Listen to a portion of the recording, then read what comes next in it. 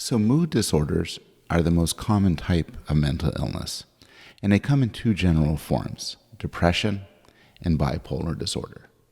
So depression is also known as major depressive disorder.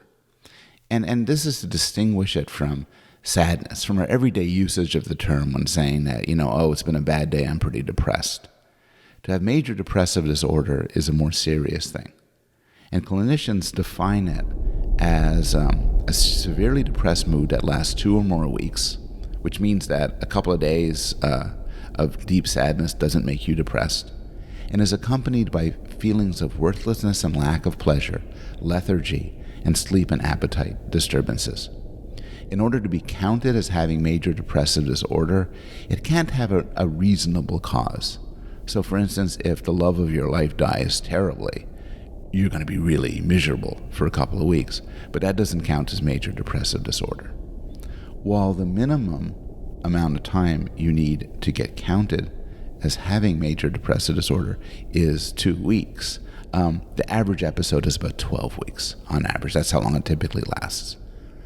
As I said, it's common. About 15% of people are going to be depressed at some point in their life, and it's much more common in women than men. And there's different theories as to why. So one theory is that women in certain ways have harder lives. They make less money. They're more prone to be in poverty, and poverty contributes to the likelihood of becoming mentally ill. It could be due to hormonal differences. And in fact, one type of depression, postpartum depression, which is depression after the birth of a child, plainly is due to hormonal changes in a woman's body and brain. It could be because men are less willing than women to report depression and depressive symptoms, because part of a sort of ideal notion of what is to be a man might include not going for help for this sort of thing.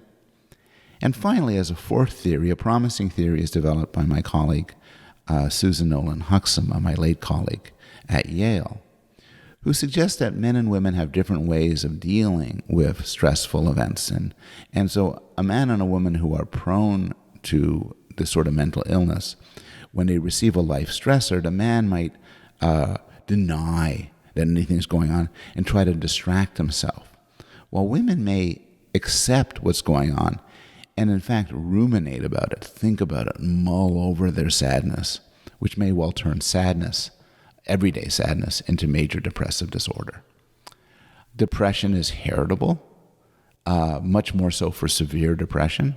And what this means is that if your identical twin has major depressive disorder, you're likely to have it. If your biological parents have it, it makes you more prone to have it. We know that neurotransmitters are involved in depression, and so one theory of depression is that it's due to low levels of the neurotransmitters norepinephrine and serotonin. And one bit of support for this is that when you give patients drugs, these drugs often work by increasing the level of norepinephrine and serotonin in your brain. And sometimes they work, sometimes they make the depression go away. But just as with schizophrenia, we know it's not as simple as this. And here's one reason why it's not as simple. Suppose you get the drugs and you take them. It turns out that they have their effects on neurotransmitters right away. But your depression doesn't go away right away. It often takes a couple of weeks, even if they're going to work.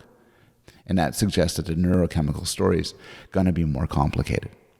From a psychological level, what seems to go on in depression, what seems to be the core problem, is some sort of negatively biased thoughts, some sort of negative and counterproductive patterns of thoughts. If a non-depressed person fails an exam, he or she might say, well, that's too bad. I'll do better next time. Wasn't a fair exam.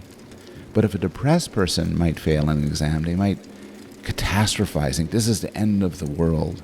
This is terrible. My life will never be the same. They might view it as telling them something terrible about themselves. I'm an idiot. I'm a fool. And they may believe that things can never change. I'll never get any smarter. I'll never do any better. This is the way my life will always be.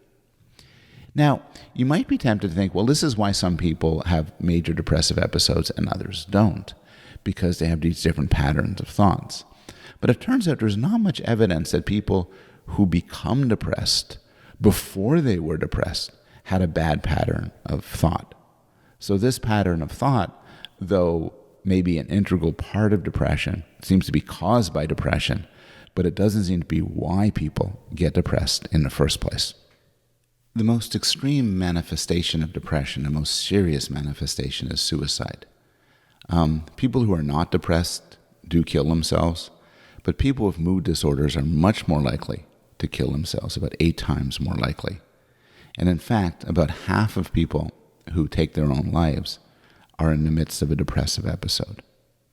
You'll see here some statistics about suicide. There is a sex difference, which is, and one way of thinking about it is that women attempt suicide a lot more, but men are more likely to succeed, usually because they use more lethal methods. So instead of pills, they might use a gun. And the demographics here are telling as well.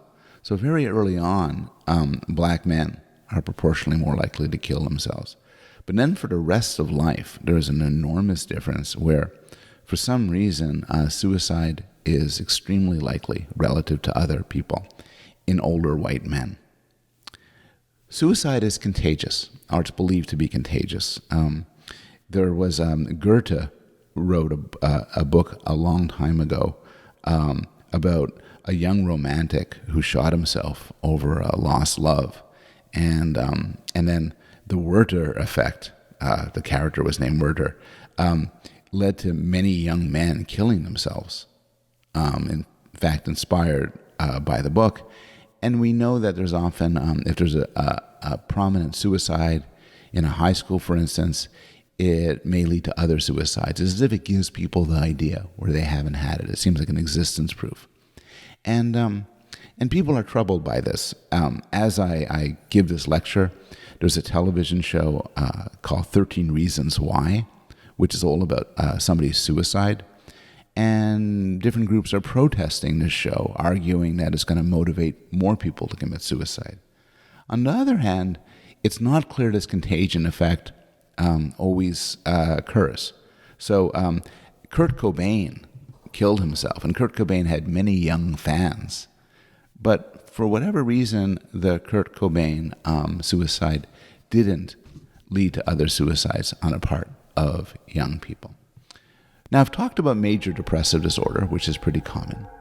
But the other form of mood disorder, a lot less common, about 1% of the population, is bipolar depression. Bipolar depression isn't just sadness, but there's actually swings back and forth from mania to depression. And mania is an extremely high mood, often with delusions and insane behavior and incredible, extraordinary energy.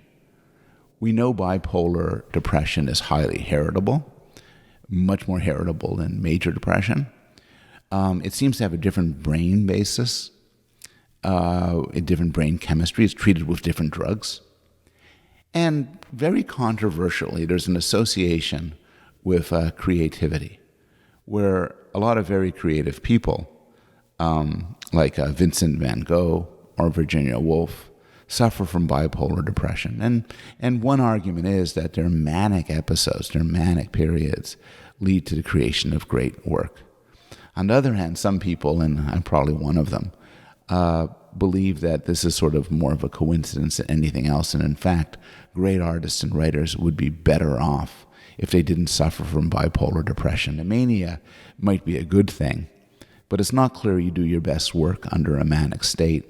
And of course, the depression is a terrible thing. And we should keep in mind that Virginia Woolf killed herself